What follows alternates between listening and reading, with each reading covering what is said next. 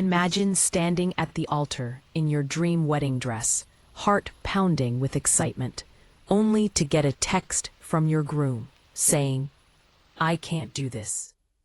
The video of my mascara-streaked face goes viral, and the whole world pities me as the poor girl left behind. But fast forward 10 years. I'm the one walking onto the stage at his company's anniversary gala, revealing I'm the secret investor who just took over his entire empire. He turns ghost white as I whisper, "You left me at the altar. I just returned the favor at yours." If you've ever been betrayed and dreamed of sweet, satisfying justice, stick around because this is my real-life revenge story, and it's going to blow your mind.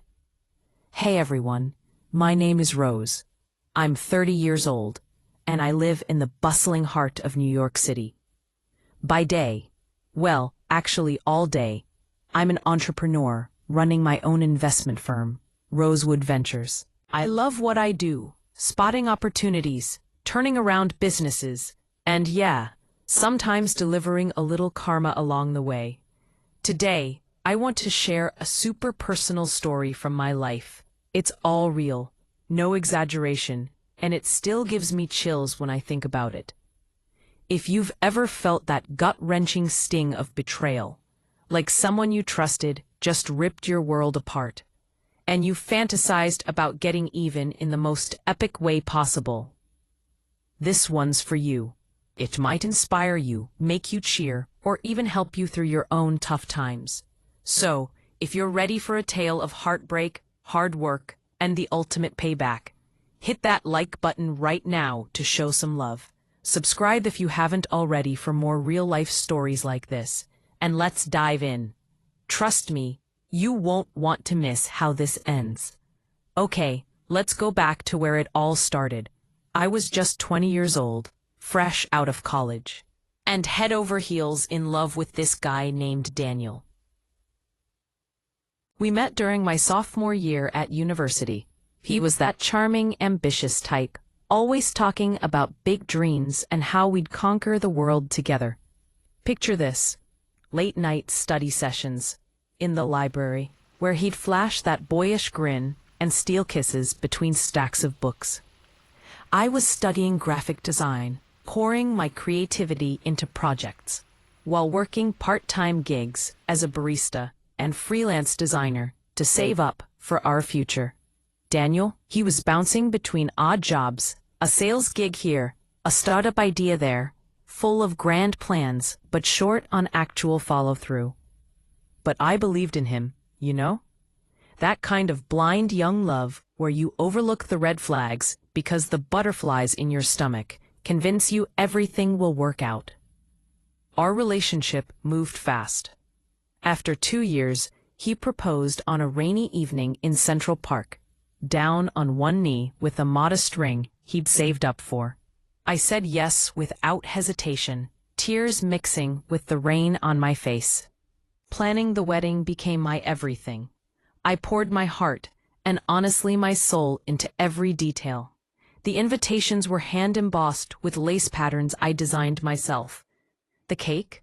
A 3-tier masterpiece from a local bakery I'd scouted for months. And the flowers. Oh, the flowers. Lilies and roses, symbolizing purity and passion, arranged in cascading bouquets that cost a fortune. I'd scrimped together about $50,000 from my freelance work, side hustles, and even dipping into my inheritance from my grandparents. It was all for our shared life, our future. Daniel kept promising he'd pay me back once his big break hit. "We're in this together, babe," he'd say, pulling me close and sealing it with a kiss that made my knees weak. The wedding was set for this beautiful autumn day in October 2015 at St. Mary's Cathedral in my hometown in Connecticut. I remember waking up that morning with a mix of nerves and pure joy. The air in the bridal suite was filled with the sweet scent of fresh lilies, mingling with the aroma of coffee and hairspray. My bridesmaids buzzed around me. Mia, my best friend since high school, fussing over Niveal. My sister, adjusting the train of my white lace gown that flowed like a dream. My hands trembled as I slipped on my heels, my reflection in the mirror showing a young woman on the cusp of forever. "This is it, Rose," Mia said, her eyes misty with emotion. "Your happily ever after starts today." But as the clock ticked closer to the ceremony, a nagging unease crept in. Daniel was supposed to arrive an hour early for photos, but his phone went straight to voicemail. At first, I brushed it off with a nervous laugh. Probably stuck in traffic or last-minute jitters, I told myself, though my stomach twisted into knots. The guests were seating themselves in the pews, their chatter a low hum echoing off the stone walls. The organist warmed up with gentle, uplifting melodies that now sounded ominous. My dad paced outside the suite, checking his watch every few seconds. "He'll be here," he assured me, but his voice lacked conviction. Then my phone buzzed on the vanity table. I grabbed it eagerly, expecting a silly apology or a heart emoji. Instead, the screen lit up with those devastating words. "I can't do this. I'm sorry." Time froze. The words blurred as hot tears welled up in my eyes. My breath caught in my throat, a sharp pain shooting through my chest like I'd been punched. "What? No, this can't be real," I whispered, my voice cracking into a sob. Mia read it over my shoulder and gasped, her hand flying to her mouth.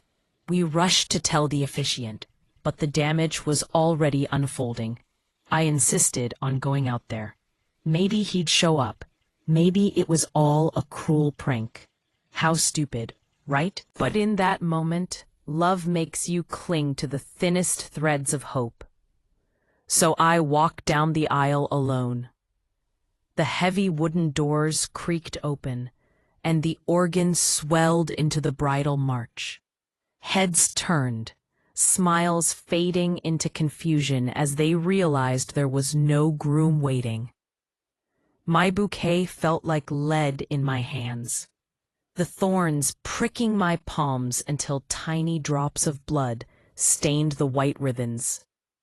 I reached the altar. Standing there under the stained glass windows that cast colorful patterns on the floor, mascara ran in black rivers down my cheeks, my body shaking with silent sobs. My mind screamed a whirlwind of questions. Why? What did I do wrong? How could he? The guests' faces were a blur of pity and shock, whispers rippling like waves. "Where's Daniel? Oh no, poor girl." Someone, I never found out who, pulled out their phone and filmed the whole thing. By that evening, the video was exploding online. #left at the altar trended on every platform. Millions of views overnight. Comments poured in like salt on an open wound. Poor girl, how humiliating. What a total coward he is. She'll never recover from this. That's gotta scar you for life. I curled up in my childhood bed that night, the wedding dress discarded in a crumpled heap on the floor, feeling like my heart had been ripped out and stomped on in front of the world. The humiliation burned deep, not just the abandonment, but the viral spectacle of my lowest moment. My body ached with it all, a constant pressure on my chest making it hard to breathe. My eyes swollen from endless tears, my stomach churning with nausea. My parents took me in for weeks after. Mom hovered like a guardian angel, brewing endless cups of tea and wrapping me in hugs that smelled of her familiar lavender perfume. "You'll find someone better, sweetie," she'd say, stroking my hair. Dad, ever the practical one, muttered about tracking Daniel down and having words. Mia visited daily, armed with pints of ice cream and stacks of bad rom-coms, trying to coax a laugh out of me. "Screw him, Rose. You're a queen. And he's trash, she'd declare fiercely. But inside, I was a storm of emotions, grief crashing like waves, rage simmering beneath. How could he do this? We'd shared dreams, secrets, late-night confessions under the stars. We'd planned a life, kids, a house with a garden, travels to Europe, and now, gone. Digging through our joint accounts, yeah, I still had access, revealed the real betrayal, twisting the knife deeper. He'd transferred my entire $50,000 savings to his personal account just days before the wedding. A loan for our future, he later claimed through his lawyer when I confronted him. But it was all funneled into launching his luxury events company in New York, Whitaker Events, specializing in high-end weddings, corporate galas, and celebrity parties. The irony hit like a slap.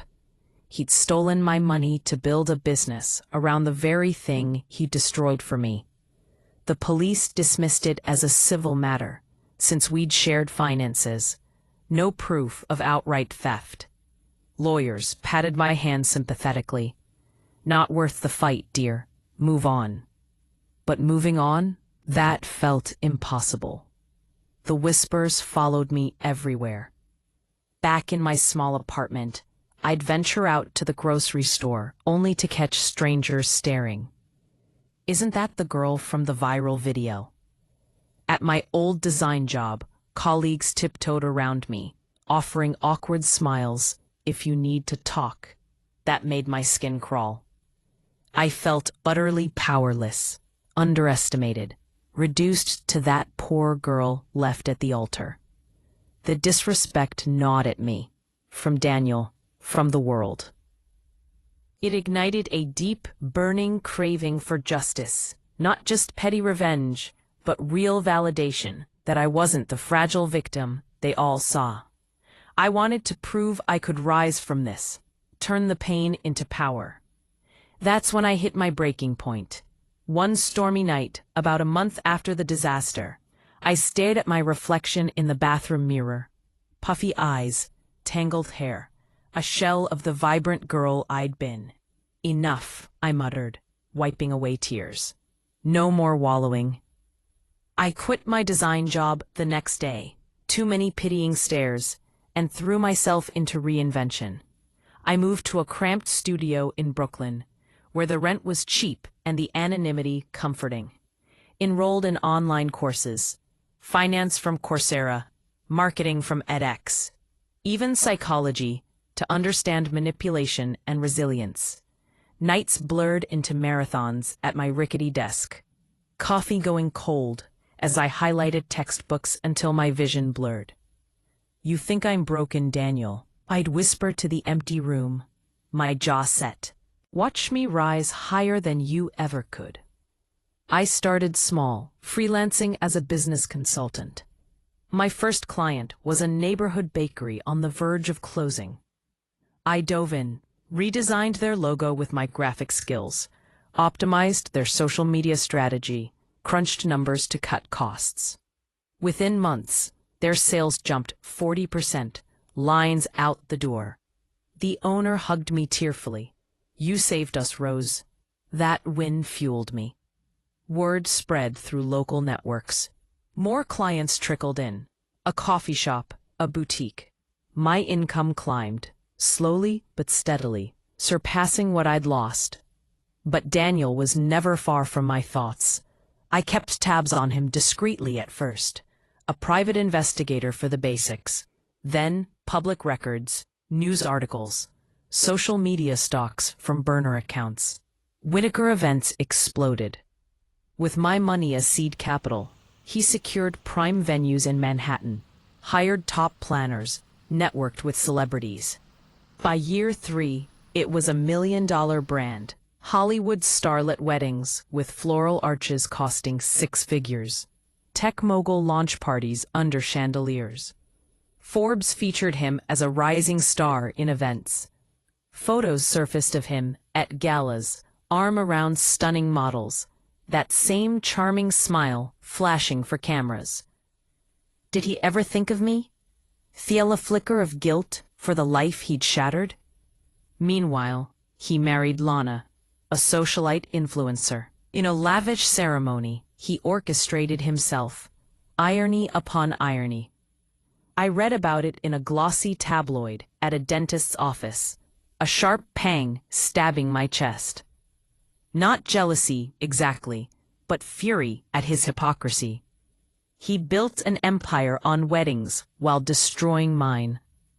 Inspired by real stories I'd read online, like that woman who turned her heartbreak into a successful blog, or the guy who channeled betrayal into a thriving career, I pushed harder. Therapy became my lifeline. Dr. Ellis, a sharp-witted psychologist in Midtown, helped unpack the trauma. Betrayal like that? It's not about you, Rose. It's his cowardice. Use the pain as fuel. Alchemize it. Sessions were raw. I'd relive the altar moment, feel the thorns in my palms again, but emerge stronger. What do you want? She'd ask. Justice, I'd reply, voice steady. To show him, and myself, I'm unbreakable. Years ticked by in a blur of ambition. I launched Rosewood Ventures in 2017, starting as a solo operation from my apartment. Specializing in event planning acquisitions, I targeted undervalued companies teetering on the edge. I'd invest smartly, revamp operations with my marketing savvy, flip them for profit. My niche was deliberate, events, just like his. Know your enemy, I told myself. My first big win. Acquiring a floundering wedding planner in Queens, turning it around with digital campaigns and cost efficiencies. Profits doubled. I hired my first employee. By 2020, amid the pandemic chaos that hit events hard, I pivoted to virtual galas, keeping my firm afloat while others sank. Physically, I transformed too. Yoga classes in the park toned my body, built strength in poses that mirrored my inner resolve. I cut my hair into a sleek bob, traded boho dresses for power suits that hugged my figure. Socially, I infiltrated elite circles, networking events at rooftop bars where champagne flowed and deals whispered. I became the enigmatic observer, listening intently, revealing little, my green eyes sharp as daggers. Dates? Sporadic. A banker named Alex lasted 6 months, but trust issues surfaced like ghosts. I'm not him, he'd argue, frustration in his voice. I knew, but the scars ran deep. Fear of vulnerability, of being left again. Daniel's empire showed cracks around year 7. Economic downturns slashed luxury spending. He expanded recklessly into international markets, accruing massive debt. A botched venture in Europe left him hemorrhaging cash. I read about it in business journals. A satisfied smile creeping on my face. Real-life tales of jilted brides who'd reclaimed their power inspired me. One turned her story into a best-selling book. Another started a support group that went viral. Patience became my mantra. I waited, biding time. By 2023, I was ready for the masterstroke. I formed Aurora Holdings, a shell investor group with trusted allies, former mentors, fellow entrepreneurs who'd become friends. We crafted the proposal meticulously. A $10 million capital injection for global expansion, data-backed promises of tripled profits within 2 years. It was tailored to his ego and desperation, highlighting synergies and visionary leadership. Virtual meetings kept my identity hidden. I used voice modulation software on calls, letting proxies handle the FaceTime. Daniel bit hard, signing in haste without scrutinizing the fine print. Buried clauses outlined performance milestones, ones I knew he'd miss, thanks to anonymous market tips I'd planted through intermediaries. Short sentences build tension here. He celebrated, popped champagne, toasted alone. His comeback, he thought. Post-signing, I orchestrated subtle disruptions, leaked rumors to competitors about his financial woes, encouraged key clients to jump ship with better offers from my network. He missed the first milestone by a mile. Triggering the equity shift, control slipped to Aurora, to me. The stage was set. Fast forward to the 10th anniversary gala of Whitaker Events, October 3rd, 2025. Just last week, actually, right here in New York. The Plaza Hotel was a vision of opulence. Crystal chandeliers dangling like diamond earrings, casting shimmering rainbows across marble floors. Champagne bubbled in crystal flutes, passed by waiters in crisp tuxedos. A string quartet wove elegant melodies through the air, mingling with the low hum of laughter and clinking glasses. Guests in bespoke tuxedos and glittering gowns mingled. Celebrities, investors, the elite of the events world, toasting Daniel's unparalleled vision.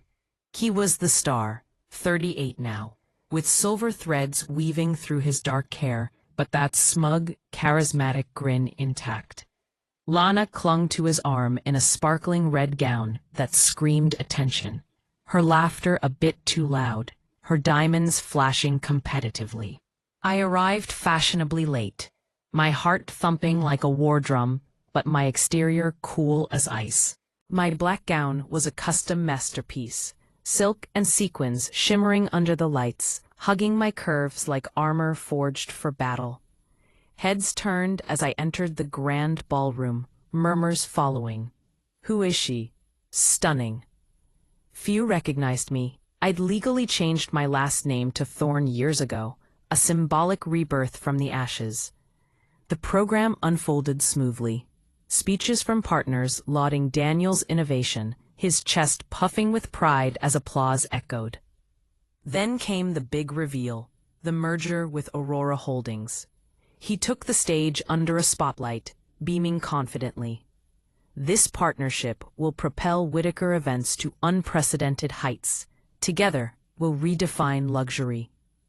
The crowd clapped enthusiastically, cameras flashing like fireworks.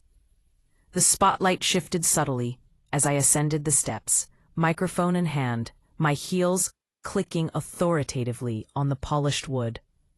The room hushed, a ripple of curiosity spreading. Recognition dawned on a few old mutual friends, a gasp from Mia's cousin in the back, a whisper from Daniel's former colleague. Daniel's smile faltered, his eyes narrowing in confusion, then widening in horror as the pieces clicked. Rose? He choked out, his voice a hoarse whisper amplified by the mic. Color drained from his face, leaving him ghost pale, his hands clenching the podium like a lifeline. I stood tall, shoulders back, voice clear and resonant through the speakers. Ladies and gentlemen, esteemed guests, as the principal investor and founder of Aurora Holdings, I'm thrilled to announce our full acquisition of Whitaker Events.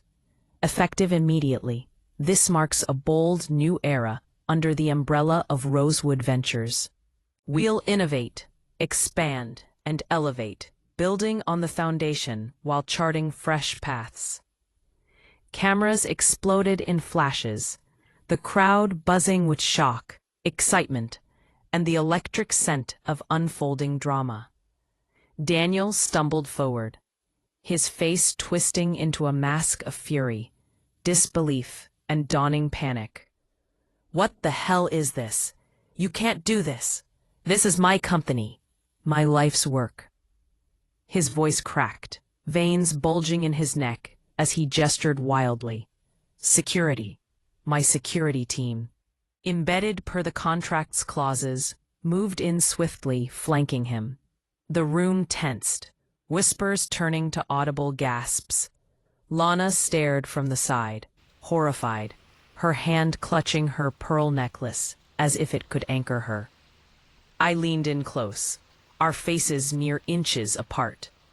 The familiar scent of his cologne, the same one from our dating days, mixing with the ballroom's floral haze and the metallic tang of tension.